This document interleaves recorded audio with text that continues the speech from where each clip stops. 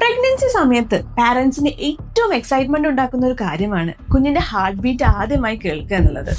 എന്നാൽ പല പാരന്റ്സിന്റെയും സ്ഥിരമായിട്ടുള്ള ഒരു കൺസേൺ ആണ് ഇതിനുപയോഗിക്കുന്ന സ്കാനിങ്ങുകൾ സുരക്ഷിതമാണോ എന്നുള്ളത്. ആദ്യമേ പറയട്ടെ, ഡോക്ടർമാരുടെ നിർദ്ദേശപ്രകാരം കൃത്യമായ ഇടവേളകളിൽ ചെയ്യുന്ന ഡോപ്ലർ പരിശോധനകൾ കുഞ്ഞിന് പൂർണ്ണമായും സുരക്ഷിതമാണ്. ഇതിൽ എക്സ്റേ പോലുള്ള ഡേഞ്ചറസ് ആയിട്ടുള്ള റേഡിയേഷനുകൾ ഒന്നും തന്നെ ഉപയോഗിക്കുന്നില്ല. വെറും സൗണ്ട് വേവ്സ് ഉപയോഗിച്ചാണ് ഇത് പ്രവർത്തിക്കുന്നത്. അതുകൊണ്ട് തന്നെ കുഞ്ഞിന്റെ വളർച്ച ഇത് ദോഷകരമായി ബാധിക്കുന്നില്ല. പക്ഷെ ഒരു കാര്യം നമ്മൾ ശ്രദ്ധിക്കണം, അൾട്രാസൗണ്ട് വേവ്സ് തുടർച്ചയായി ഒരേ ഭാഗത്ത് പതിക്കുമ്പോൾ നേരിയ തോതിലുള്ള ചൂടുണ്ടാവാൻ സാധ്യതയുണ്ട്.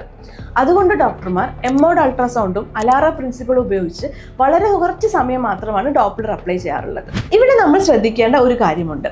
ഇന്ന് വിപണിയിൽ ഒരുപാട് ഹോം ഡോപ്ലർ ഉപകരണങ്ങൾ ലഭ്യമാണ്. വീട്ടിലിരുന്ന് പലപ്പോഴും കുഞ്ഞിന്റെ ഹൃദയമിടിപ്പ് കേൾക്കാൻ ഇത് ഉപയോഗിക്കുമ്പോൾ തെറ്റായ ധാരണകൾക്ക് കാരണമാകാൻ സാധ്യതയുണ്ട്.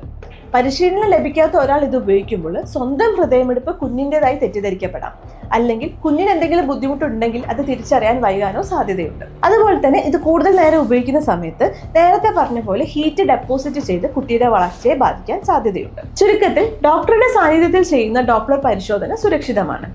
എന്നാൽ അനാവശ്യമായി വീട്ടിൽ വെച്ച് ഇത് ഉപയോഗിക്കുന്നത് ഒഴിവാക്കേണ്ടതാണ്.